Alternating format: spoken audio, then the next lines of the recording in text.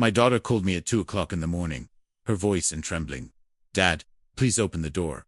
It's freezing out here. That wouldn't be strange at all, if Sienna hadn't been dead for 3 years. I stood frozen, unable to speak. My hands wouldn't stop shaking. Through the narrow gap in the door, I saw a shadow, small, hesitant, standing in the rain. When I finally opened the door, what I saw made my heart stop. I'm grateful you're here listening to this. Before we go further, tell me, where are you watching from right now? And what time is it there? If it's 2 a.m. where you are, you're braver than I was that night. I sat up in bed, my heart hammering against my ribs. The old rotary phone on my nightstand kept ringing its shrill cry, cutting through the silence of the house. At 68 years old, I'd gotten used to waking up in the middle of the night, but never for a phone call. Never for this. The clock on the wall showed 2 a.m. exactly. Outside, tapped softly against the windows of my Victorian house on Birch Lane. The kind of night that made Bellingham feel like the loneliest place on earth. I reached for my glasses with shaking hands and lifted the receiver. Hello. For a moment, there was only silence and the distant sound of rain, as if whoever was calling stood outside in the storm. Then came her voice, soft, fragile, unmistakably. Hers. Dad, I'm so cold. Please let me in. My throat tightened. It sounded exactly like Sienna. The same slight rasp at the end of her sentences. The same way she'd called me Dad instead of Daddy after she turned 15. Who is this? I managed to whisper. It's me, Dad. A pause, then quieter. When we're scared of the dark, we light up our hearts. The room spun. That phrase. We'd made it up together when she was 7 the night the power went out during a storm. She'd been terrified of the dark, and I'd held her close, whispering that we didn't need a flashlight, we just had to light up our hearts. It was our secret, something I'd never told anyone. Not even Celeste, my wife, before she passed 5 years ago. This isn't funny, I said, my voice cracking. My daughter died 3 years ago. Dad, the voice said gently. Do you remember the blue umbrella you bought me at the farmer's market? You forgot yours that day? We both got soaked walking home, but I laughed the whole way. My knees buckled. I gripped the edge of the nightstand to steady myself. That umbrella, that rainy Saturday morning. I'd never told anyone about that day. It was just a small, silly memory, one I'd tucked away in the corners of my grief. Where are you? I whispered. Outside, at the front door. Please, Dad. I can't stay out here much longer. The line went dead. I stood there for what felt like an eternity, the receiver still pressed to my ear, listening to the dial tone. Then slowly, I set it down and walked through the dark hallway toward the front door. The floorboards creaked under my weight. The house felt too big, too empty, just like it had every day since I'd buried my only child. I reached the door and peered through the peephole. There, standing under the porch light in the rain, was a figure, a woman. Her hair was dark and wet, clinging to her face. She wore a gray jacket, the same kind Sienna used to wear.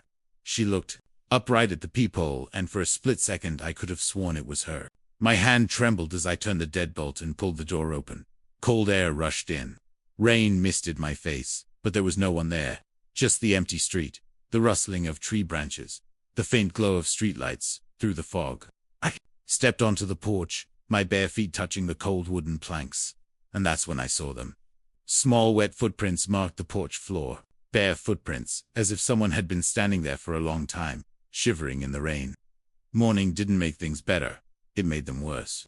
Gray light filtered through the curtains as I shuffled to the front door joints, aching. I'd barely slept. Every creak sounded like footsteps. Every wind gust like breathing. The footprints were still there. Faint, but visible. Small, barefoot impressions on the porchwood. In daylight, they looked impossible and real. I knelt down, touched one with my fingertips. Dry now, but the shape remained. Someone had been here. Mr. Ashford. I jerked up. My neighbor Luther Banks stood at the gate with his wife Elma, both bundled in raincoats. We saw your lights on at 2 a.m., Luther said. Everything all right? Couldn't sleep. Alma's eyes swept over me. You should see someone, dear.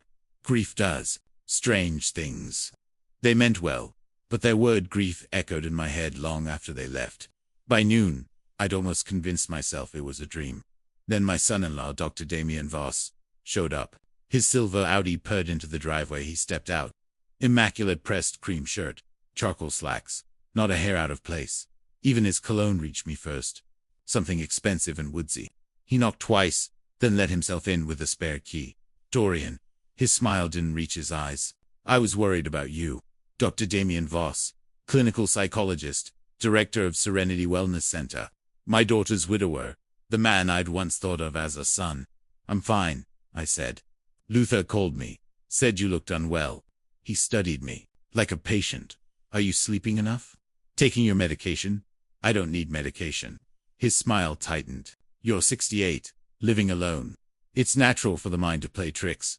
I'm not losing my mind. The words came out sharp. Something cold flickered in his eyes. Then it vanished. Of course not, he said smoothly. I'm just concerned. Your family, the only family I have left. He paused, letting Sienna's name hang unspoken. I want to help. He moved closer, that cologne again too strong. If you need to talk, my door's open. I have openings this week. We could do a session off the record. I don't need therapy.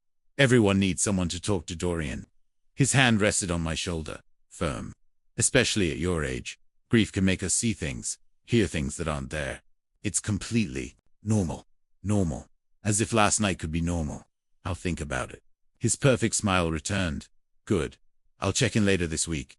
He left smoothly, the Audi purring away. I stood at the window long after watching the empty street. The house felt colder. Something about how Damien looked at me like I was a problem to solve made my skin crawl. And for the first time, I wondered why was he so insistent that I was imagining things. That afternoon, I tried to distract myself by cleaning. The house had gathered too much dust, too many untouched memories. I started with the living room, bookshelf, old novels, photo albums, books Celeste had loved, but never finished. I pulled them out one by one, wiping covers, trying to keep my hands busy so my mind wouldn't drift back to the footprints. The phone call, Damon's cold smile. Then I found it. A small yellowed envelope tucked behind a row of Jane Austen novels. My name written on the front in handwriting I knew instantly, Sienna's dad. Don't be mad until you finish reading. My hands trembled as I opened it. The letter was dated 2 weeks before the accident. Dad, I don't know who else to talk to. I'm scared you'll be angry, but I'm more scared to stay quiet. I think Damien is cheating on me. My chest tightened. There's a patient. He sees too often. A woman. He stays late at the clinic, comes home smelling like perfume that isn't mine. When our assy gets angry, says I'm paranoid. Says I'm just like you, always looking for problems. I could barely breathe. He controls everything now. Who I see, where I go. He checks my phone while I'm asleep. Says it's because he cares, but it feels like a cage. I wanted to leave him, but when I try to talk about it, he twists it. Makes me feel crazy. Makes me doubt myself. If something happens to me, Dad, don't believe everything Damien says. The letter slipped from my fingers. I sat on the floor surrounded by books, feeling the walls closing in. She had tried to tell me and I told her to work it out. To give him a chance, I'd sent her back into that house. Eventually, I stood, folded the letter, and slipped it into my pocket. I needed air. I needed to see her. Silverwood Cemetery sat on a hill overlooking the bay rows of headstones under mist. Heavy pines. I drove there on autopilot, parked and walked to her grave. The headstone was simple. Sienna Ashford Voss. Beloved daughter. 1995-2021. I knelt, placed my hand on the cold stone. I'm sorry, I whispered. I should have listened. That's when I saw it. At the base of the headstone, leaning against the flowers I'd left weeks earlier, was a small doll. Red dress, button eyes, faded fabric. I recognized it instantly. Sienna's childhood doll. The one she kept under her bed. The one I'd saved after she died. Stored in a keepsake box in my closet. My pulse roared. I picked it up slowly. It was damp from the mist. The fabric cold. Someone had taken it from my house. Someone had been inside my house. I drove home. 2 fast tires skidding on wet pavement. I burst through the door, ran to my bedroom, yanked open the closet.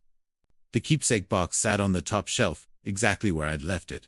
I pulled it down, opened the lid. Inside were her baby shoes. A first grade drawing her high school diploma. But no doll. It was gone. I stared at the empty space where it should have been breath shallow. Someone had been in my house. Someone who knew exactly what to take. Someone who wanted me to know. Who had been here. Who knew about that doll. That evening, my nephew Ashford showed up at my door. I had barely finished explaining the phone call, the letter, and the missing doll before he was typing notes into his phone, already assembling a case in his mind. Uncle Dorian, he said, pacing my living room. I know this sounds insane, but you need to hear me out. Weston, 27, tall and wiry, carried the restless energy of someone who chased truths. Others avoided. He ran a podcast called Cold Trails, digging into unsolved cases and overlooked details. Even as a child, he asked questions no one else considered. I've been thinking about Sienna's accident, he said, placing his phone on the coffee table. It never sat right with me. The timing, the way it happened. I leaned forward. What do you mean? 3 years ago, Sienna died in a single car crash on the highway. A rainy night, a car went off the road and hit a tree. The police said it was an accident. Wet roads, maybe distraction. He exhaled. But I asked a friend at Bellingham PD to pull the file. My heart pounded. Weston opened a folder on his phone and angled it toward me. Photos, reports, details I'd spent years avoiding. Look here, he said, pointing to a line in a report. The brake lines showed unusual wear. The mechanic noted it said it looked like tampering. The words blurred. And this. He swiped to another page. The airbag didn't deploy. It should have given the force of impact, but the system failed. Failed, my voice rafted. Or was disabled, Weston said. Brake lines don't wear like that. Airbags don't randomly fail. Not on a car service 2 weeks before the crash. The room seemed to tilt. You think someone I couldn't finish? I think someone wanted it to look like an accident, he said quietly. Someone who knew exactly what they were doing. Sienna's letter echoed in my mind. If something happens to me, don't believe everything Damien says. Damien, I whispered. Weston held my gaze. Your son-in-law is a clinical psychologist. Smart, methodical. He understands manipulation. He understands how to hide things. But why would he? I don't know yet. Weston ran a hand through his hair. But that letter, that's motive. If Sienna planned to leave him or expose him, he had everything to lose: his reputation, his career. I pictured Damien earlier. Calm, controlled, dismissive. The mind plays tricks. At your age. He had been trying to make me doubt myself from the beginning. We need proof, I said, steadier now. Something solid. Something we can take to the police. Exactly. Weston nodded. But we have to be careful. If Damien Sesby were digging, he'll bury everything. Or worse. For the first time since the 2 a.m. phone call, I didn't feel helpless. I felt furious at Damien, at myself, at the lie we'd all accepted as truth. We need more proof, Weston said, eyes sharp. Uncle, where did Sienna keep her laptop? We went to Sienna's old room that night. I hadn't stepped inside in months. The door creaked open, releasing a faint lavender scent, her favorite. Everything was exactly as she'd left it. The neatly made beds on the nightstand, a framed photo of her and Celeste, smiling from the dresser. It felt like entering a shrine. Weston headed straight to the desk where her laptop sat covered in dust. He opened it carefully, and the screen flickered awake. Password? He asked. I hesitated, then whispered, lighter parts, all one word. He typed it in. The screen unlocked for a moment. We just stared. Then Weston clicked through folders, photos, work files, scattered documents. Finally, he opened one labeled personal. Inside were dozens of entries, a digital diary. Uncle Weston murmured, "You need to see this." I sat beside him, and we began reading. The first entries were ordinary work, stress, daily routines, weekend notes. Then the tone shifted. "Damn doesn't want me going out with friends anymore. Says they're a bad influence. He checked my phone last night while I was asleep. Said it's because he cares." I saw a text on his phone from a patient. "Can't wait to see you tonight." When I asked, he said I was paranoid. My hands tightened. I feel like I'm going crazy. He says things that make me doubt myself. Makes me feel like I'm the problem. Gaslighting. Clear as day. Weston scrolled and the entries darkened. He doesn't like when I visit Dad. Says it makes me weak. But when I'm with Dad, I feel safe. Tears stung my eyes. I told him I was unhappy. He didn't yell. He just smiled and said, "If you leave, no one will believe you. I'm a psychologist, Sienna. People trust me. They'll think you're unstable, dramatic, just like your father." I felt the air leave my chest. The final entry was dated 3 days before her death. "I'm afraid, Dad. I think Damien would protect his reputation over my life. If something happens to me, don't believe everything he says. I'm going to find proof. I have to." The screen blurred. She knew, I whispered. She knew he was dangerous. Weston closed the laptop, jaw tight. "She tried to protect herself, ain't you? but she ran out of time. We sat in heavy silence. Then the clock struck 2 a.m. A second later. The phone rang. Weston and I exchanged looks. I stood, legs trembling, and walked to the hallway line. My hand hovered over the receiver. It rang again, sharp, insistent. I picked up hello silence, then faint rain and a voice hers. Tired, fragile. Dad, I'm listening, I whispered. Don't trust Damien, she said slowly. Go to Crescent Bay Medical Center. Look for my name. That's where it all started. Where what? Started, but the line had already gone dead. I remained frozen, listening to the dial tone. Weston appeared beside me.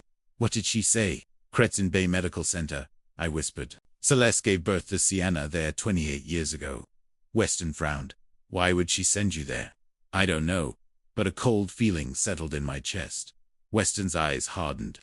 Before we go to the hospital, we need to know what else Damien's hiding. If Sienna was gathering proof, he may have it locked away. His office, I said. Weston nodded. We need to see what's inside. Before going to the hospital, Weston had an idea. He grabbed my arm as I reached for my coat. Uncle, we should check Damien's office first. My friend Dexter works their night cleaning crew. He can get us in.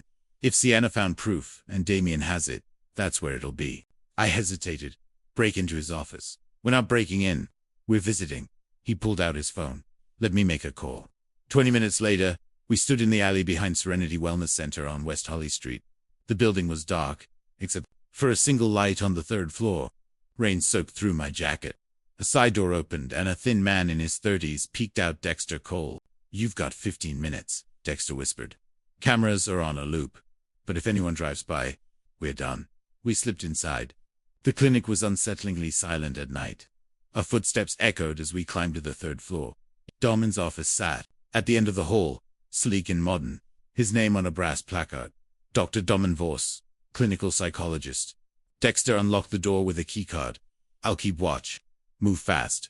Inside the office smelled of leather and Damien's woodsy cologne. Everything was immaculate.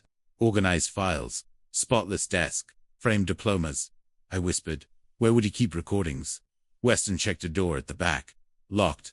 He pulled a small tool from his pocket and worked the lock until it clicked. The storage room was small, lined with metal shelves, filing cabinets, and boxes, labeled by year.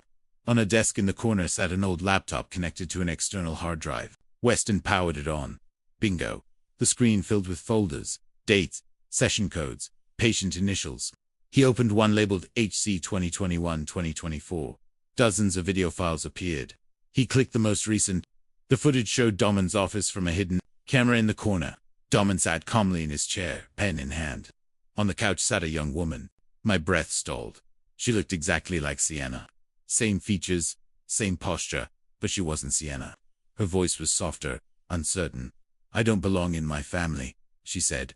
I felt it all my life, like I'm a guest. They love me, but I'm not. Really, Tell me more about that, Damien said. Clinical and controlled. I know I was adopted. They told me when I was young, but the story doesn't add up. The hospital they said I was born in doesn't exist anymore. And when I ask questions, they avoid them. Do you think they're hiding something? I think I was born in a small clinic somewhere without real records. Somewhere people could make things disappear. Damien wrote something down. Expression unreadable. And you believe your adoption wasn't legitimate? I don't know what to believe. I just want to know who I really am. The video ended. Weston and I stared at the screen. She looks exactly like Sienna, Weston whispered. Not just similar, exact. My mind spun. A woman identical to my daughter, adopted under suspicious circumstances, born in a clinic with missing records. Who is she? I breathed. And why? Weston added. Is Damien treating her? We copied every file to a flash drive and shut everything down. Dexter paced anxiously outside. We need to go now. We slipped back into the rainy night. But as we drove away, one question burned through me. Who was she? And why was Damien seeing someone who looked like Sienna's twin? The next morning, we finally drove to Crescent Bay. The town was even smaller than I'd imagined. A handful of streets clinging to the coastline, gray waves crashing against black rocks. Crescent Bay Medical Center sat at the edge of town, a low brick building with faded blue trim and a parking lot full of puddles. It looked tired, forgotten. Inside, the air smelled like old paper and disinfectant. A woman in her 60s sat behind the front desk, her reading glasses perched on her nose. "Can I help you?" she asked. "We're looking for birth records from 1993, Weston said. "November 14th. The woman studied us for a moment, then nodded slowly. "I'm Marlene Webb, records clerk. Been here 32 years. She led us down a narrow hallway to a cramped office filled with filing cabinets. "November 93. Let me see." She pulled out a thick folder and laid it on the desk. I leaned forward, my hands trembling as I flipped through the yellowed pages. Then I saw it, and my late wife's name, Celeste Ashford. But something was wrong. The number of infants had been changed. You could see where someone had tried to erase the original ink. It used to say 2. Now it said 1. "This record's been altered," Weston said quietly, his finger tracing the smudged ink. Marlene's face tightened. She glanced at the door, then back at us. "Look," she said, her voice dropping to a whisper. "I wasn't supposed to say anything, but you deserve to know." She took a breath. "Years ago, Dr. Merritt sold babies. Not many, just a few. Couples who couldn't have children would come here, and he'd arranged private adoptions. No paperwork, no questions." My chest felt like it was caving in. "Sold." Marlene nodded. "A couple from Spokane came asking about an adoption around that time. They wanted a baby girl. I remember because the woman cried when she held her, said it was a miracle." She paused. "Their names were Clayton and Geneva Caldwell. They live at 412 Pine Grove Road in Spokane. Their daughter, she was born the same day as yours." The room tilted. I stared at the record in front of me. Celeste Ashford. My wife. 28 years ago, she'd given birth in this building. I'd been there. I'd held Sienna in my arms minutes after she was born, but there had been 2 babies. My wife gave birth to twins. I whispered the words, barely escaping my throat. "And someone took one of them." We left immediately. The drive to Spokane took 5 hours. I barely spoke while Weston drove, and the scenery shifted from coastal rain to dry eastern hills. My mind repeated the same truth: Celeste had twins and someone sold one of them. By sunset we reached 412 Pine Grove Road, a small worn one-story house. An older man raking leaves looked up as we pulled in. "Can I help you?" he asked. "Are you Clayton Caldwell?" I said. He nodded. "That's me. My name is Dorian Ashford. I need to talk to you about your daughter." His face drained. He dropped the rake and called inside.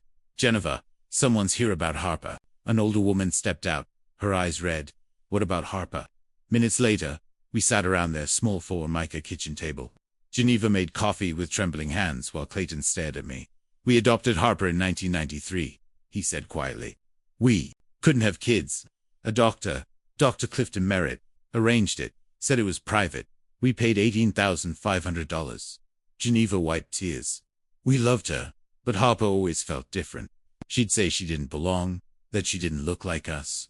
"Where is Harper now?" Weston asked.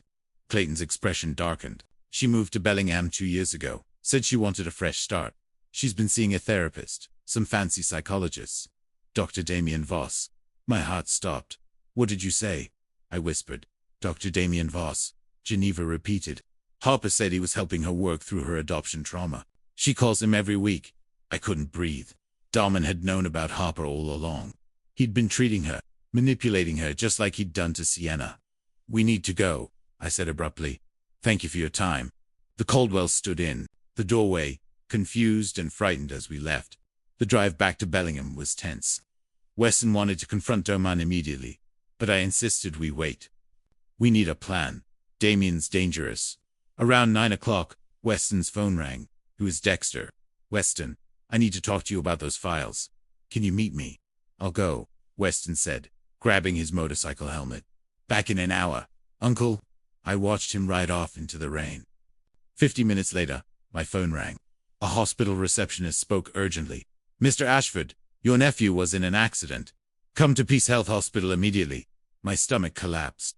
In the emergency room, Weston lay bruised, his left arm in a sling. A police officer stood nearby. "What happened?" I asked, gripping Weston's good hand. "My brakes failed," Weston rasped. "I was going down Holly Street. I tried to stop, nothing. I hit a parked car," his eyes filled with fear. "Uncle," the mechanic checked. "Someone cut them." The officer nodded grimly. "We're treating this as attempted murder." My hands shook. First Sienna, now Weston. "Damien's eliminating anyone who knows." "Too much," I whispered. After confirming Weston was stable at Peace Health Hospital, I drove home alone through dark rain-soaked streets. The house had never felt so empty. When I walked into my house that night, I wasn't alone. The kitchen light was on. A woman sat at my table, her back to me, long dark hair falling over her shoulders. My heart froze. She turned slowly. It was Sienna's face, Sienna's green eyes, Sienna's delicate hands folded on the table. But something was off her expression, the way she held herself. It wasn't quite right. "Dad," she whispered, "I've been trapped. Someone's keeping me here." I couldn't move. Sienna was dead. I'd buried her 3 years ago.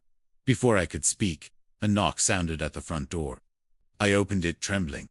Dr. Dolman Voss stood on my porch, immaculate, even at this hour. Pressed shirt, expensive watch, that polished smile. "Dorian," he said, stepping inside without permission. "I'm glad I caught you. We need to talk." I pointed toward the kitchen, my voice breaking. "Who is she? That woman sitting there. Who is she?" Dolman looked at the empty kitchen. Nothing changed in his expression. "Dorian, there's no one here." "She's right." I turned back. The chair was empty. The room silent, but I had seen her, heard her. Dolman's tone softened, patronizing. "This is what I feared. The grief, the isolation, they're affecting you. You're seeing things." He pulled a folded document from his briefcase and set it on the table. "A power of attorney. It gives me authority to manage your assets and make medical decisions on your behalf for your safety." My chest tightened. My home, Sienna's insurance, everything I had left. "Sign it," Damien said calmly. "I'll take care of everything. You won't have to worry." I stared at the paper, hands shaking. Had I imagined her? Was I losing my mind? "I need time," I whispered. "I can't think right now." His smile twitched, strained. "Of course, but don't wait long. You're clearly not safe alone." He snapped his briefcase shut. "I'll check on you tomorrow." After he left, I stood motionless in the silent kitchen. Then, I heard the soft click of the back door closing. She had been real. She slipped out while we talked. At exactly 200 a.m., my phone rang. I answered without a word. "Dad." The voice was tired, frightened. "I need you to know something." He makes me call. He tells me what to say. "Who?" I whispered, though I already knew. "The man with the perfect shirts who says you're crazy. He made me come tonight. He told me to sit at your table, scare you, then leave through the back. He wanted you to think you were imagining it." My fist clenched. "Why are you helping him?" "I didn't know I was," she cried. "He told me I was sick, that my memories were lies, that he was helping me. But when I saw your face tonight, I knew something was wrong." "Will you help me stop him?" I asked. Silence stretched. "Then I'm scared." "But yes." The line went dead. The next morning, I texted Dom Combe at 11 p.m. tonight. "I'm ready to sign." Then I prepared. I set my phone to record and hid it behind the books on my living room shelf. Microphone facing outward. I rehearsed every word, every expression, every moment I needed him to speak. Tonight at 11 p.m. the truth would come out. I just had to survive long enough to hear it. At 11:05 p.m. Dolman Voss walked into my house for the last time. He carried the same briefcase, wore the same perfect smile. "Dorian," he said, setting the power of attorney on my coffee table. "I'm glad you've come to your senses." I stayed standing. "I went to Crescent Bay," I said. "I saw the records. 2 babies. I met the Caldwells." His smile didn't falter. "Old records. Or messy. Clerical errors happen. The brake lines on Sienna's car. The airbag that didn't deploy. You had motive." He laughed softly. "You're grieving. You're imagining conspiracies to keep me quiet. No one would believe me anyway, right?" His eyes hardened. The smile vanished. "Correct. And after tonight, you'll sign yourself into my care voluntarily. I'll manage the house, the insurance money, everything." "Sienna wanted that." "Sienna wanted to leave you," I said. His jaw tightened. "She was emotional. I tried to help her. She wouldn't listen. So, I allowed circumstances to align. A car can fail. I gave the police a clean story. Rainy night, tragic accident. They believed all of it. My blood ran cold. He had just confessed, and my phone was recording in my pocket. "You killed her," I whispered. I allowed her to remove herself from an equation that no longer worked. He stepped closer. "Now you'll do the same. Sign the paper, Dorian, or I'll have..." He committed by morning. That was when the front door opened. Harper stepped inside. She looked at Damien, then at me, pale but determined. "I'm not Sienna," she said, her voice trembling. My name is Harper. We're twins. He told me my father abandoned me. He said I had to punish you, make you suffer for leaving me behind. She turned to Damon, tears falling. You lied. You used me. Harper, go home, Damien snapped. I never knew you existed. I told her I swear I never knew. Damon's hand slid into his coat. He pulled out a syringe, the needle glinting under the lamp. Both of you are liabilities now, he said, advancing. Harper stepped between us. No, he grabbed her arm, but she fought back. I lunged for the heavy glass vase on the side table, and swung. It connected with Damon's skull. He stumbled, dropped the syringe, and collapsed. Seconds later, the door burst open. Police flooded in, weapons drawn. Behind them stood Weston, arm in a sling, holding up his phone. I called them when I sent you the recording. Weston said they heard everything. 6 months later, after a long trial, Dr. Doman Voss was sentenced to 30 years for manslaughter, psychological manipulation, and aiding illegal adoption. He would grow old behind bars, unable to harm anyone again. Harper and I started slowly, coffee first, then dinners. She told me about her childhood in Spokane, how she always felt like a stranger in her own life. I told her about Sienna, her twin, her sister she never knew. One afternoon, we went to Silverwood Cemetery together. We stood before Sienna's grave, as light rain fell around us. I wish I'd known her, Harper whispered. She would have loved you, I said. A month later, Harper moved into the guest room, not as a replacement for Sienna, but as herself. We were learning each other, building something new from the wreckage Doman left behind. At 2 a.m., I heard her soft laughter from down the hall. My phone buzzed with a message from Weston in our family group chat. Ordinary life, not ghosts. I walked to the front door, now locked, with a single turn of the key. No shadows, no footprints, no knocking. Just the night, finally calm. The clock chimed twice. 2 o'clock in the morning. I whispered, "You don't scare me anymore." Looking back, I realize how close I came to losing everything. Not just to Damien's manipulation, but to my own doubt and isolation. If there's one lesson from this true story, it's this. Trust your instincts, even when the world tells you you're crazy. When something feels wrong, it probably is. Daman spent months gaslighting me, making me doubt my own mind. Don't let anyone, no matter how credible or professional, convince you that your reality isn't real. Listen to the people who love you. Weston risked his life for the truth. Harper chose honesty over fear. I couldn't have survived alone. And hold on to faith when everything falls apart. There were nights I prayed for strength for God to show me the way forward. Those prayers kept me standing when grief tried to break me. This isn't just another grandpa story I tell to pass the time. This is a true story about manipulation, loss, and fighting to reclaim your life. Evil often wears a perfect smile in a press shirt, but truth will always find its way to the surface. Don't be like me. Don't wait 3 years to ask questions. Don't ignore the red flags. And never let anyone convince you that love is control. These are the grandpa stories that need to be told. Real warnings from someone who lived through darkness and found light. If this true story moved you, leave a comment, sharing your thoughts. Subscribe for more grandpa stories like this. Real tales of survival and resilience. Share it with someone who needs to hear it. Sometimes, a story can save a life. Thank you for listening. Remember, you're stronger than you think. My daughter's husband slapped me across the face, just because. I asked my daughter to stop smoking inside the house because I have chronic lung disease. She didn't protect me. What hurt more was when she said, "This is my house. I have the right. If you don't like it, then don't stay here anymore." In that moment, I felt broken. But then I thought, fine, I'll leave, but not the way they want. That night, I made 3 phone calls. The next morning, someone knocked on the door. He expected it would be. I'm grateful you're here with me. Before that door opened and everything changed, I want to ask, where are you right now and what time are you hearing my story? Let me tell you about my family and how a construction foreman ended up here. I was 26 when I met Nancy at a diner in Phoenix. She had brown eyes that crinkled when she laughed and a smile that made the desert heat bearable. We married 6 months later in a courthouse ceremony with 2 witnesses and wildflowers. I picked myself. We rented a 1-bedroom apartment on the east side of Phoenix. The walls were thin. The air conditioner rattled, but it was ours. I started working construction, framing houses, pouring concrete, learning the trade under men who knew the Arizona sun better than anyone. Within 5 years, I made foreman, Savannah was born 31 years ago. 7 pounds 2 ounces. Perfect. Healthy. Nancy cradled her in the hospital bed, and I stood there thinking I'd never seen anything more beautiful. We lived simply. I worked long days under the Phoenix sun temperatures that climbed to 5 in summer. Nancy raised Savannah, kept our apartment warm and full of love. We didn't have much, but we had each other. And then 19 years ago, Nancy was gone. She passed away when Savannah was 13. I was 39.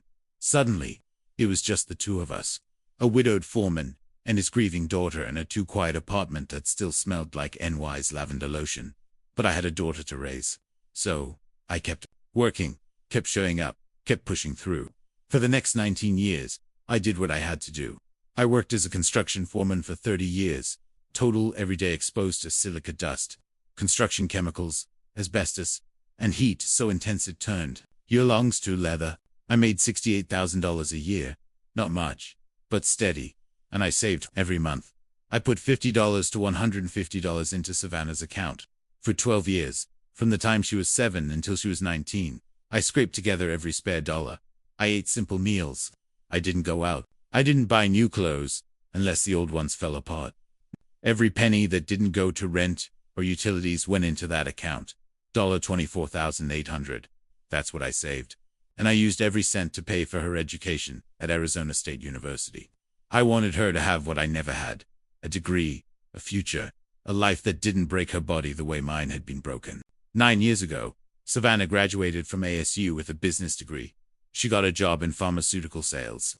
Smart, hardworking, driven. Her income climbed fast, from $80,000 to $150,000 to $265,000 a year. She bought a condo in Scottsdale, drove a nice car. I told myself I'd done my job.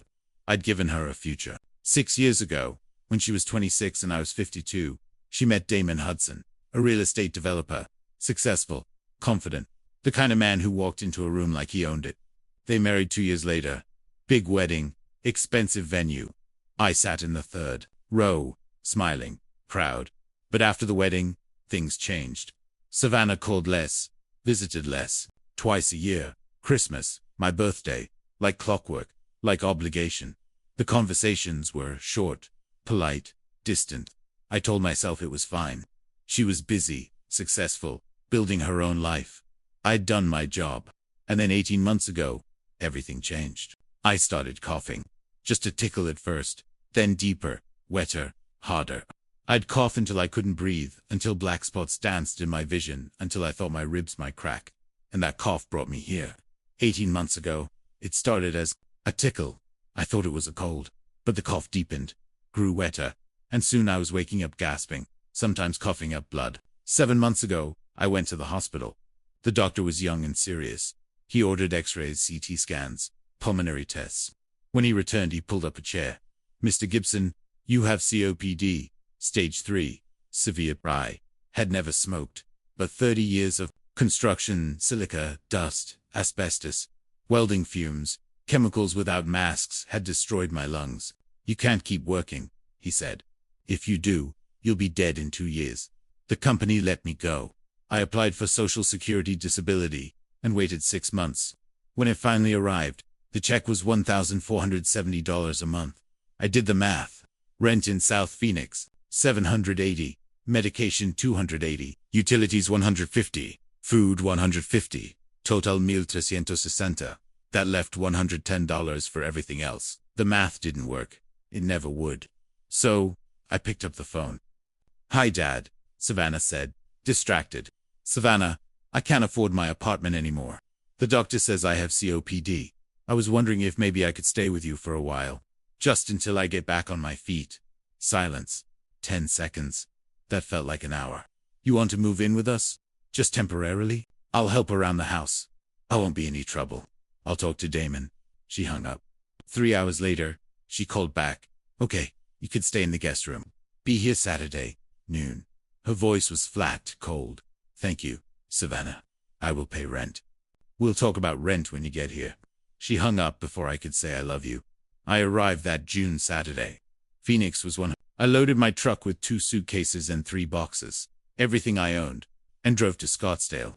The address was 8247 East Cloudview Avenue, A neighborhood where every lawn was perfect, and every car cost more than I'd made in a year. Savannah's house was a $1.2 million estate, 4 bedrooms, 3.5 baths, hardwood floors, everything white and gray and spotless. Savannah opened the door. White yoga pants, designer tank top, perfect ponytail. Carver, she said. Not Dad. She didn't help with my bags. Didn't hug me, just pointed upstairs. Guest room is second door on the right. My lungs burned as I dragged my things up the stairs. The room was small, 120 square ft, clean, cold, soulless. Savannah stood in the doorway, arms crossed. We need to go over house rules. The main bathroom is ours. You use the half bath by the laundry room. Don't come downstairs before 9 o'clock on weekends. Don't touch the thermostat. Keep your medical equipment in your room. It's depressing to look at. She paused, her eyes hard. And we'll need $550 a month for household expenses. $550 more than a third of my disability. That seems like a lot. Her smile turned sharp. You're using our water electricity space. $550 is fair. First payment is due Monday. Can you afford it? I did the math again. 1470 US 550 left 920 for everything. Elsia said. Thank you. Great. She turned and walked away. I sat on the bed staring at the gray walls. I should have left, but I had nowhere else to go. So, I stayed. And that was my first mistake. So, I stayed. And that was my first mistake. The first month, I tried to make myself useful, showed gratitude, prove I wasn't a burden, earned my place in their home. I cooked dinner 3 nights a week. Simple meals I used to make for Savannah when she was young. Roast chicken, steamed vegetables, mashed potatoes, comfort food. This is too salty. Carver, she said the first night. The next night too bland. The night after, too much garlic. She never thanked me. Not once. Damon ate silently, never looking at me, never commenting, just chewing, and leaving the table like I wasn't there. I cleaned the house, mopped floors, vacuumed spotless carpets, wiped down everything to match Savannah's standards. She inspected afterward, running her finger along baseboards. You missed a spot here? Then the mirror has streaks. Do it again. I redid it. She still wasn't satisfied. Never mind. I'll just do it myself. I did their laundry, folded everything, neatly placed towels on their bed. Savannah unfolded them and refolded them her way. This is how they should be folded. Cover. It's not that hard. Every night at 6:30, Damon came home, kissed Savannah's forehead, poured bourbon, and disappeared into his office. I'd hear the lock. Cliffy never greeted me, never asked how I was. To him, I did not exist. So, I pulled back, cooked less, cleaned less, stayed in my room, ate alone upstairs. Tried to be invisible, but it wasn't enough. 2 months and Savannah started smoking inside the house. She used to smoke on the patio where the smoke stayed outside and my lungs stayed clear. But one August morning I came downstairs for coffee and found her by the kitchen window, a cigarette burning in her hand. Blue smoke drifted through the air. I froze. My throat burned. My chest tightened. I started coughing deep, wet, painful. Savannah, I said carefully, could you maybe smoke outside my lungs? The doctor said, I need to avoid secondhand smoke. She turned, eyes cold. This is my house, Carver. She took a long drag, then exhaled directly at me. It wasn't an accident. It was a message. I went upstairs and closed my door, but smoke seeped through the cracks. I coughed all night, didn't sleep, and it didn't stop. Savannah smoked inside every day. 5, 6 cigarettes. 2 in the morning, 2 in the afternoon, 2 at night. She smoked in the kitchen, the living room, the hallway, outside my room. I asked again, pleaded. Savannah, please. The smoke is making me worse. I can't breathe. She stared like I was ruining her perfect life. My house, my rules. My health deteriorated. Quickly, the coughing grew worse, deeper, wetter. I couldn't catch my breath. I'd wake up gasping, sitting upright just to pull air into my lungs. I'd once used my inhaler twice a day. Now it was 4 or 5 times, sometimes more. My oxygen levels dropped. My chest felt like it was collapsing. I was dying slowly, and she knew it. She knew exactly what the smoke was doing to me, and she didn't care. Maybe she even liked watching me suffer. By month 5, my breathing was so bad, I needed another. Dr. Vizzy, my oxygen was dropping. I sometimes coughed up blood and my chest ached constantly. The doctor scheduled an urgent follow-up Tuesday at 2 o'clock. The office was 4 miles away, 15 minutes by car. but I had sold my truck weeks earlier. I couldn't afford gas or insurance. That morning, Savannah was home sitting on the couch in white yoga pants, painting her toenails, scrolling Instagram. "Savannah," I said, "I have a doctor's appointment at 2. Could you drive me? It's only 15 minutes. She didn't look up. "I'm busy, Carver. It's important," the doctor said. I said, "I'm busy." I nodded and went upstairs. I called Damon, what he answered, already annoyed. "Damon, sorry to bother you. I have a doctor's appointment, and take an Uber, Carver." He hung up. A one-way Uber would cost $25 to $30. I had $47 left for the month. I couldn't do it. So, I checked Google Maps. 2 buses, 1 hour and 10 minutes. I left at 12:30, walking 6/10 of a mile, in 115 to the bus stop. No shade, just sun. Sweat-soaked. My shirt in minutes. My head spun. The first bus came 20 minutes late. Packed, barely cooled. Someone vaped. I started coughing, deep, wet, painful. People stared and stepped away. After 40 minutes, I switched buses. Waited 15 minutes, then rode another 20 to the clinic. I walked in at 20:05, barely standing. The nurse saw my shaking hands and pale face and took me straight back. My oxygen was 88. The doctor listened to my lungs wheezing everywhere. "Your lungs are deteriorating significantly," he said. "Have you been avoiding secondhand smoke like I told you?"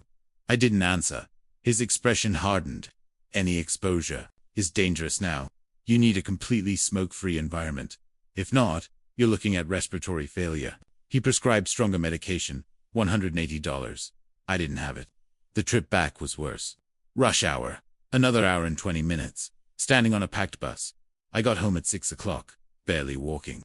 I went to my room, used my inhaler, waited for my lungs, too open enough for me to breathe. At 6:20, I went downstairs for water.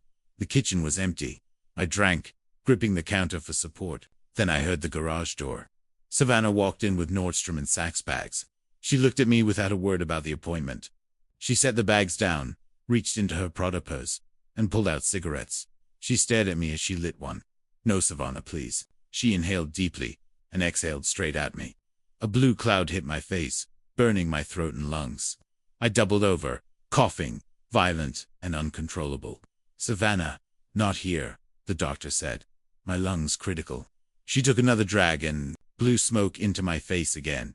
"If you don't like it, Carver," she said, her voice cold and flat, "then don't stay here." A small smile appeared. I raised my hand, pleading, "Just open a window. I can't breathe." Tears streamed down my face from coughing. My vision blurred. Black crept in at the edges. My legs buckled. "Go upstairs, Carver," she said coldly, flicking ash into the sink. I'd scrubbed that morning. That's when I heard the garage door again. Damon was home. He stepped into the kitchen. 42, 6'2", broad-shouldered, gray Armani suit, silk tie, $800 briefcase. His eyes took in everything, me gripping the counter, coughing uncontrollably. Savannah 6 feet away, cigarette in hand, a small, satisfied smile. Smoke hanging between us. Savannah's voice turned soft and pitiful. "Your dad's complaining again. I'm only smoking 1 cigarette and he's making a scene." I tried to speak. I just asked if she could smoke outside. "The doctor today," he said. Damon slammed his briefcase on the counter. Thud. "Shut up." His voice carried command even before it exploded the second time. I said, "Shut up." He crossed the kitchen in 3 strides and stood over me. Fury twisted his face, veins bulging. His right hand rose large, strong, open. Crack. The slap detonated across my cheek like a breaking board. Pain tore through my skull, white, hot, blinding. My vision flashed, white, then black. My head snapped sideways. I nearly fell. Blood filled my mouth, where my teeth cut into my cheek. My skin burned with the imprint of his fingers. "You hit me," I whispered. "You hit me." He didn't flinch. "Maybe now you'll learn to keep quiet."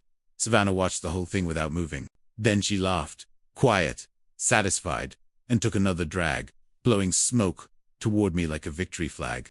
Damon turned away all tenderness as he kissed her forehead. "Dinner out tonight." "Perfect," she said, stubbing the cigarette on the plate. I'd washed that morning. They went upstairs to change. 15 minutes later, they walked past me. Savannah in a black dress. Damon in fresh clothes, without a glance. The garage door opened. The Mercedes engine purred. They drove away. I stood alone, cheek throbbing, mouth metallic with blood.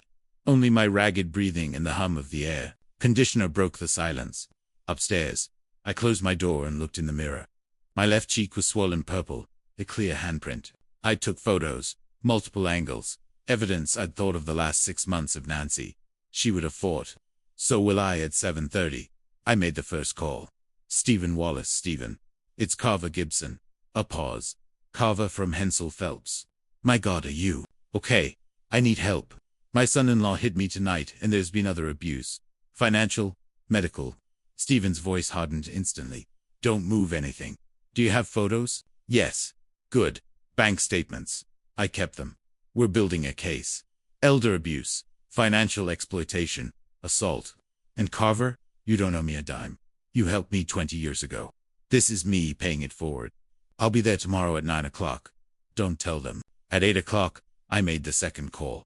James Whitmore, Arizona Republic. James, it's Uncle Carver. Shock, concern. What's going on? I told him everything. The slap, the smoke, the $550 a month. This is elder abuse, he said, shifting into journalist mode. I'm writing a series on this right now. Greg and I will come tomorrow. We'll take photos, document everything, and I'll call Adult Protective Services. James, I don't want to hurt Savannah Carver. She's killing you.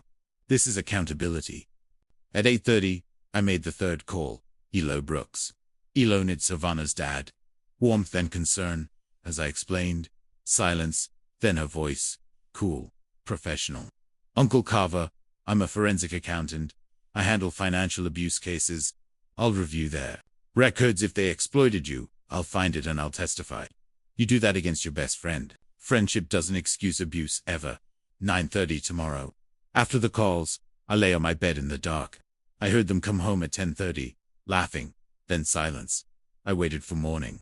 7 o'clock in the morning, I heard movement in their bedroom. I hadn't slept. I'd spent the night staring at the ceiling, counting the hours until morning. Now came their alarm footsteps, water running, Savannah's shower, the buzz of Damon's razor. They had no idea what was coming. At 7:30, I got up. I showered, shaved carefully around the bruise on my cheek, dressed in clean khakis and a light blue button tee down. I looked like I was going to work. In a way, I looked in the mirror. My cheek was purple and swollen, the handprint clear. I didn't hide it. Evidence. At 8:30, I went downstairs. Savannah and Damon sat in the kitchen, her in yoga pants, sipping coffee. Him in a suit reading Bloomberg on his iPad. Neither looked at me. Good morning, I said. Damon nodded without raising his eyes. Savannah said nothing. I poured coffee, my hands steady. I had a plan now. Savannah glanced at my bruise, ignored it, turned away. To them, even marked by violence, I was invisible. At 8:50, I checked the clock. 10 minutes. My heart beat faster, but I wasn't afraid. At 9 o'clock, the doorbell rang, dinging. Savannah looked up. Who's that? Damon frowned. Carver expecting someone. I set down my cup. Yes, I am. I walked to the door. Damon stood. Carver, who is it? I didn't answer. I opened the door. Stephen Wallace stood there. 54 black suit, red tie, leather briefcase. His eyes softened when he saw me, then hardened when he saw the bruise. Good morning, Carver, come in, I said. He stepped inside, looked toward the kitchen. His voice dropped. Into steel. Mr. Hudson. Mrs. Hudson. My name is Stephen Wallace. I'm an attorney specializing in elder abuse cases. Savannah's eyes widened. Damon went pale. I turned to them. I called for help. What happened yesterday was assault. What's happened for 6 months is financial and emotional abuse. My voice was calm. Stephen moved to the living room, opened his briefcase, and began laying out documents. Savannah burst out. This is insane. We let him live here. Stephen didn't acknowledge her. Let's review the facts. He placed papers on the table. Cease and desist. Notice of an elder abuse investigation. Restraining order paperwork to be filed this afternoon. He spread out bank statements. $550 per month taken from Mr. Gibson's disability. Income of $1,470. 37.4% of his income, leaving him with only $920 for all necessities. More papers, photos of his living conditions, medical receipts, charges labeled household expenses. Then the final photo, this taken last night. A close-up of my cheek, the handprint, the bruise, undeniable. A slap to the face of a 58-year-old man with severe COPD. Damon tried, I can explain. Stephen raised a hand. I advise you not to speak. Anything you say may be used against you, Savannah snapped. We'll sue you. Will Stephen turned to her. Interfere with this investigation and you'll face additional charges. Witness, intimidation, and obstruction of justice. The doorbell rang. Again. Stephen glanced at me and smiled a sharp, confident smile. Reinforcements had arrived. The doorbell rang again. Stephen opened it. I stood beside him. On the porch stood James Whitmore, 52, jeans buttoned down, Arizona Republic press badge. Beside him was Greg, a young photographer with a professional camera. Behind them stood a woman in county uniform, Adult Protective Services. Her badge read Karen Phillips. James stepped in first. James Whitmore, Arizona Republic. I'm covering elder abuse in affluent communities. Karen followed. Karen Phillips, Apps, Maricopa County. I'm here to investigate. Reported elder abuse and neglect. Savannah shot up. This is harassment. You can't barge in. We'll call our lawyer. Stephen's voice sharpened. Call them and know that interfering with an APS investigation is a criminal offense under Arizona Statute 46,455, punishable by up to 2 years in prison. Damon stood. We'll sue all of you. This is Stephen. Cut him off. You will do nothing, Mr. Hudson. You are being investigated for elder abuse, financial exploitation, assault of a vulnerable adult, and reckless endangerment through second-hand smoke. Sit down. James opened a notebook. Would either of you like to make a statement on the record? Both stayed silent. Greg moved through the house, photographing everything. The pristine living room, my small upstairs room, my medications, and finally my cheek. The bruise, the handprint, clear and undeniable. Karen turned to me. Mr. Gibson, I need to interview you privately. My room, I said. Good. She glanced back at Savannah and Damon. You'll each be interviewed separately afterward. At 9:30, the doorbell rang a third time. I opened it. Elowen Brooks stood there, 47, professional attire, portfolio in hand. Eyes red from crying, but expression firm. Savannah looked up from the couch. Elowen, what are you doing here? Elowen stepped inside, greeting me first. Uncle Carver. Then she turned to Savannah, voice shifting to cold professionalism. I'm here in my professional capacity. Savannah stared. You're helping him against me. I'm your best friend. You are my best friend. Elowen said, that doesn't excuse this. She faced Stephen, allowing Brooks, forensic accountant. You contacted my office. Stephen nodded. Thank you for coming. Savannah tried to defend herself. He complains about everything. Dismote. Elowen cut her off. He has COPD. Savannah, stage 3. He's not complaining. He's trying to breathe. She opened her portfolio and laid out documents. Last night I reviewed your financial records. Combined annual income $643,000. Investment portfolio $2.1 million. Real estate dishome, plus a paid-off cabin. Liquid assets $520,000. Monthly expenses $14,200. She looked straight at Savannah. You spend $3,800 a month eating out, $400 on clothing and spa services. Car payments yours $850. Damon's $200. And yet you charged your father $550 a month from a disability check of $1,470. A man with $800 in life savings money he gave you for college. Savannah sobbed. We have expenses. Elo didn't budge. Your household expenses are $4,200. You could house him free and it wouldn't change your lifestyle at all. Damon muttered. He should contribute. He's eating ramen to afford medication. Elo said. Well, you spend $4,000 a month at restaurants. She looked at me, then back at Savannah, voice cracking. I've loved you since we were 18, but this is abuse. Dignity is non-negotiable. I won't stay silent. She turned to Stephen. All financial documents are here, admissible in court. I will testify. Karen stepped forward. Mr. Gibson, you cannot remain in this home. This environment is unsafe. Do you have a place to go? Stephen answered for me. He'll stay with my wife and me. Our guest house is private and fully furnished. And I realized I'd lost her long before today. Now it was merely official. I looked at Savannah one last time. I'll pack my things, I said. Karen stood. I'll come with you. We went upstairs together. I opened my 2 suitcases on the bed, folded my clothes carefully, placed my medications in a separate bag, took the photograph of Nancy from the nightstand, and wrapped it in a shirt. 6 months in this house, and I hadn't bought anything new.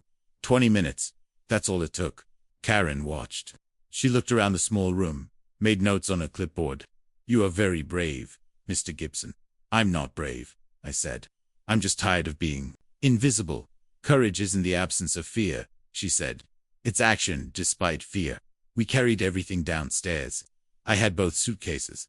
Karen carried the bag of medications. We walked through the living room. Savannah sat on the couch, her face buried in her hands, crying. Damon stood at the window, his back to us, looking out at nothing. His shoulders were rigid, tense. I stopped for 1 second, looked at them, said nothing. There was nothing left to say. Stephen took one suitcase. Alawan took the medication bag. James and Greg were already outside. The Arizona sun hit my face. 110 harsh, blazing, but I felt cool, free. Stephen's car was a black Lexus. They loaded my things into the trunk. I got in the back seat. The air conditioning was cold, comfortable. I looked back at the house one last time. The white mansion, the perfect lawn, beautiful, but it had never been home. Never was. Stephen pulled out of the driveway. I never looked back again. 3 days later, I sat in Stephen's office, downtown Phoenix, 15th floor of a glass tower with views across the city. His office was large, mahogany desk, leather chairs, floor-to-ceiling windows. They've agreed to settle, Stephen said. Relief flooded through me. He spread documents across his desk. 7 terms. Here's what they're paying. 1 full return of household expenses, $550 6 months. $3,300. Money they took from you unlawfully. 2 medical expenses, $8,400 for the last 6 months. Medications you skipped because you couldn't afford them. $36,600 estimated for the next 5 years. Total $45,000. 3 emotional distress damages, $75,000 for pain and suffering. 4 scholarship fund, $8,000 per year for 10 years. $80,000 total for adult children, caring for elderly parents. Those who sacrifice careers to care for aging relatives to help them go back to school, get training, rebuild their lives. I looked up the scholarship. Was that your idea? Actually, allowance. She said, your pain should mean something. Should help others. My eyes burned. 5 permanent restraining order. 500 feet minimum distance. If violated, immediate arrest. Okay, so 6 public apology printed in the Arizona Republic, written by both of them acknowledging the abuse, apologizing publicly. 7 mandatory training. 40 hours of elder care sensitivity training must be completed within 6 months. Reported to the court. He looked at me. Total settlement, $23,300. I agree. I said to all of it. Stephen continued. There's more Carver consequences.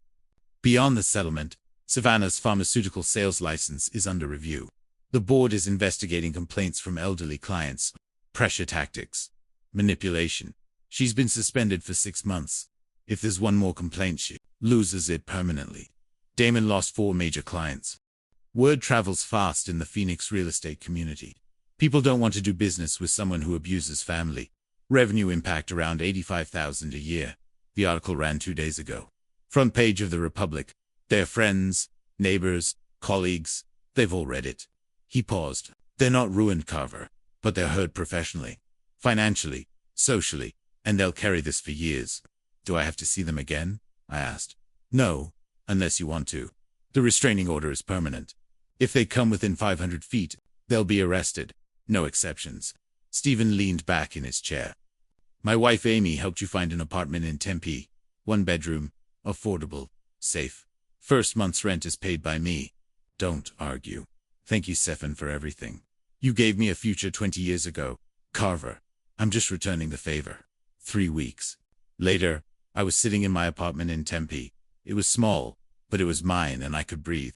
3 weeks later, I was sitting in my apartment in Tempe. 650 feet. 1 bedroom, 1 bath, $950 a month. Affordable now with the settlement. 2nd floor elevator.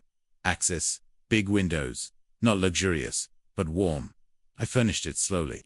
A thrift store couch. A small TV. James bought me a dining table from Elowin. A comfortable bed. My own space. Finally. And I could afford all my medications. Again. My oxygen climbed from 88 to 94. I slept through the night. I coughed less. The doctor said, "You've added years to your life, Mr. Gibson." I just started breathing again, I told him. James visited twice a week with groceries. We ate together, shared stories. Allowance came on weekends with homemade food and movies. Stephen and Amy invited me to dinner monthly. It felt like family. Real family. My routine was simple.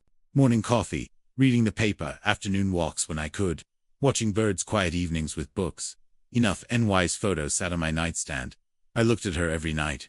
She'd be proud not of the suffering, but of what I did to reclaim my life. One sunny Saturday, the doorbell rang. I wasn't expecting anyone. Through the peephole, Savannah. She looked thin, pale, exhausted. Her eyes were swollen from crying. Jeans, a simple t-shirt, no designer, anything. I opened the door, with the chain still on. Savannah, Dad. I know I'm violating the restraining order, but I had to see you. Her voice broke. Damon filed for divorce. He blames me for everything. My license is suspended. I lost my job. My friends won't answer my calls. I'm alone. She held out an envelope. $50,000. Everything I have liquid. Please take it. I don't want your money, she cried. Then what do you want? How do I fix this? I thought, be better, Savannah. Take that elder care training seriously. Fund those scholarships with intention. Remember how you treated me, and choose differently. Not for me, but for the girl you used to be. The girl who hugged me goodnight. The girl who called me daddy. She sobbed. I love you, Dad. I just got lost. I know, but love without respect is nothing. Love without care becomes abuse, and I won't accept that anymore from you or anyone. Dad, please.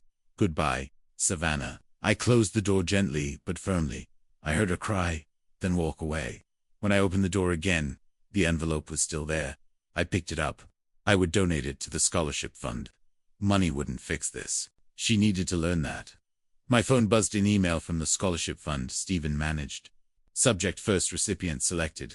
Angela Martinez, 38, caring for her father with Alzheimer's. Savings nearly gone. Chosen for $8,000 toward a nursing program. Her attached photo showed gratitude, hope. I cried. This was the meaning behind everything. Not revenge, not punishment, but impact. My pain created something that mattered. I sat by the window and watched the Phoenix sunset. Thought about the path here. Decades of work. Love loss. 6 months of hell. 3 weeks of peace. And I thought of anyone who feels invisible. In their own home. Diminished by the people they love most. Your worth is not defined by how you're treated. Your voice matters. Your dignity is non-negotiable. If you're fighting your own quiet battle. If you feel erased, forgotten, small, hear this. You're not done. Your comeback is already being written. Stay steady. Stay sharp. Let your actions speak louder than their cruelty ever did. Looking back at this grandpa story's journey, I realized something I should have spoken up sooner. Don't be like me. Don't wait until your health fails. Don't wait until someone's hand leaves a mark on your face. If you feel invisible, if your boundaries are being violated, if someone you love is slowly killing you with neglect or cruelty, speak now, not tomorrow. Now, here's what this true story taught me. Dignity isn't something people give you. It's something you claim for yourself. And sometimes claiming it means walking away from people you love. That's the hardest lesson of all. I'm grateful to God for giving me the strength to make those 3 phone calls. For putting Stephen, James, and Eloise in my path 20 years ago when I helped them. God doesn't waste your pain. He turns it into purpose. My suffering became Angela's scholarship. That's redemption. If you're living this true story right now, if you're the one being mistreated, or if you recognize yourself as the one doing the harm, listen. Love without respect is abuse. And abuse, wrapped in family ties, is still abuse. That's what makes grandpa's stories like mine so important to share. So, here's my question for you. What lesson hit you hardest from this true story? And if you were in my shoes, what would you have done? Would you have stayed silent, or would you have fought back? Drop your thoughts in the comments below. Share these grandpa stories with someone who needs to hear them. And don't forget to subscribe to this channel. We tell real stories about real people finding real courage. Hit that notification bell so you never miss a story of quiet justice and powerful comebacks. Your voice matters. Use it.